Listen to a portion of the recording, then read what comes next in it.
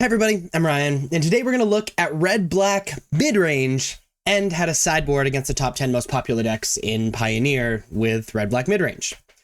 Now, it recently got a ban in, it not being able to play the Vampire Sneak and Show combo, basically, but it's still a very, very good deck.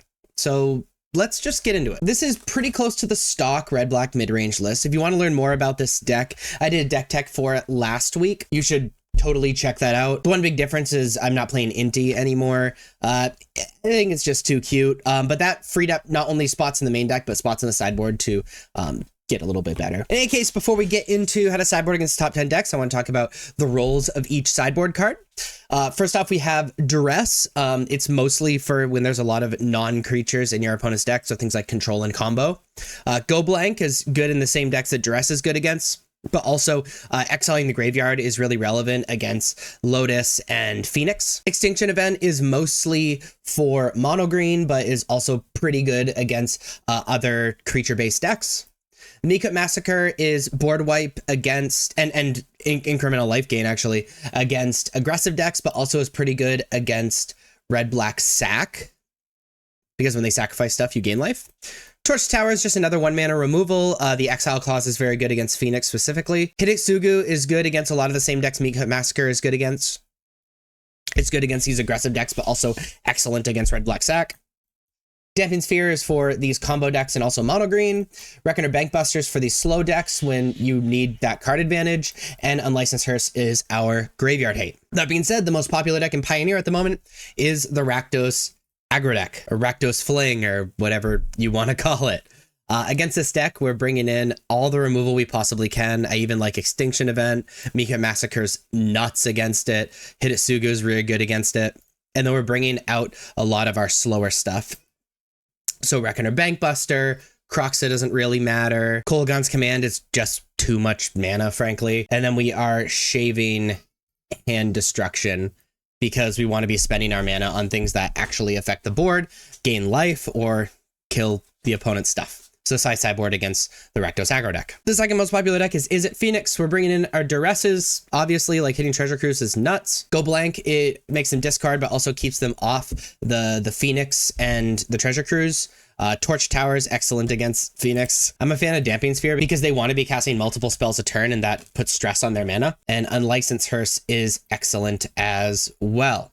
Bonecrusher Giant really only kills Phoenix, and just killing Phoenix is frankly pretty awful. Croxa helps them in some capacity, which is not great. I don't really care for Kolaghan's Command. I think the Phoenix deck is just a little too fast for us to get too much value off of Kolaghan's Command. Also like shaving the Bankbusters for a similar reason, and then we're shaving some Fatal Pushes. While Fatal Push is pretty good against Ledger Shredder, we don't want to have too much removal in our deck, especially since non-Torch the Tower removal is fundamentally like pretty bad against Phoenix itself. So this is how I sideboard against Is It Phoenix? Against Blue-White Control, we are bringing in the Duresses. We're bringing in the Go Blanks, the Reckoner Bankbusters. So these are the obvious cards, and we're going to be bringing out as much removal as we possibly can. Bitter Triumph is actually okay because they play a lot of Planeswalkers.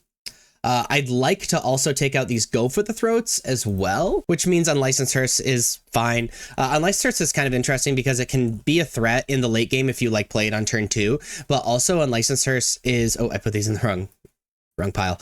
But also Unlicensed Hearse can make it so they can't bring back Memory Deluge, which is pretty powerful actually.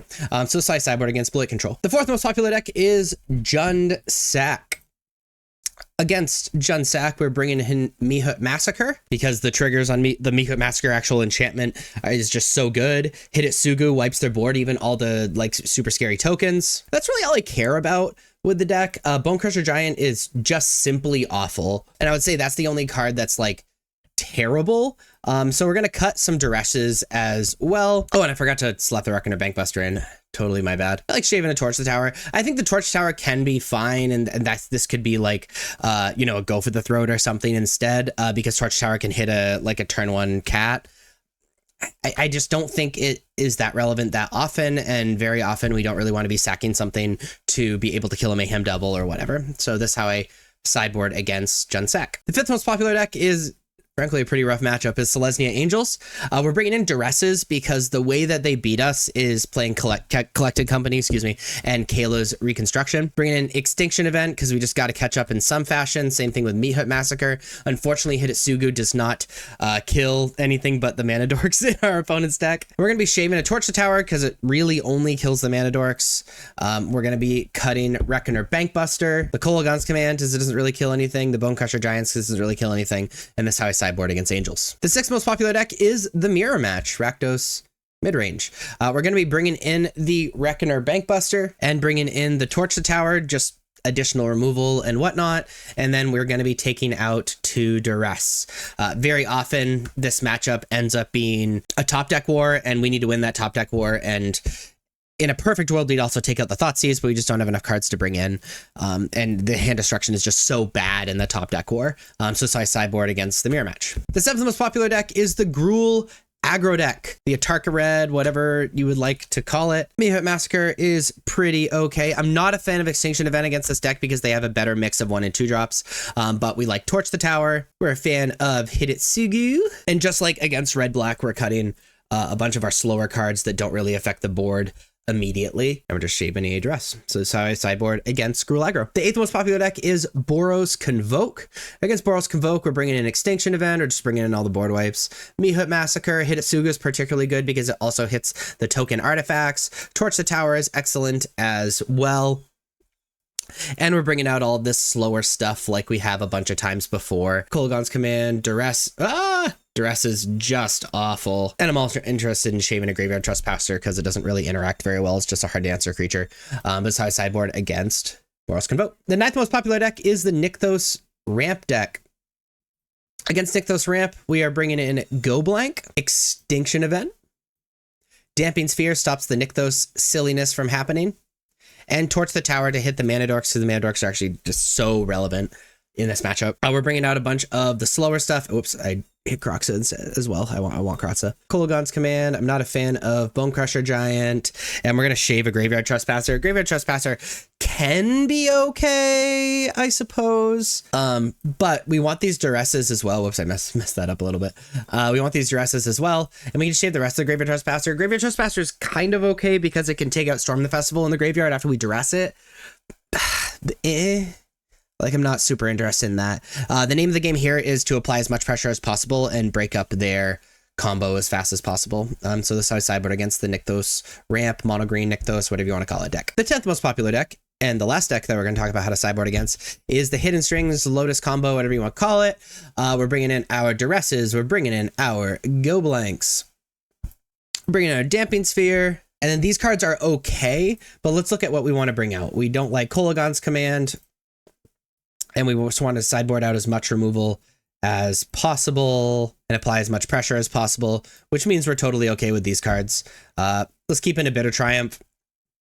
Very often, like, there's a Dragon Lord Dramoka or something that comes in, so having a single removal spell is like totally fine. And so this is how I sideboard against Hidden Strings. And so there you have how to sideboard against the top 10 most popular decks in Pioneer with Red-Black Midrange, which is back on the map and genuinely is very good. If you like this video and want to see more videos like this, please be sure to like and subscribe. Check me out on social medias. Links are above me and in the description. Thank you so much for watching. I'll see you next time. Bye-bye.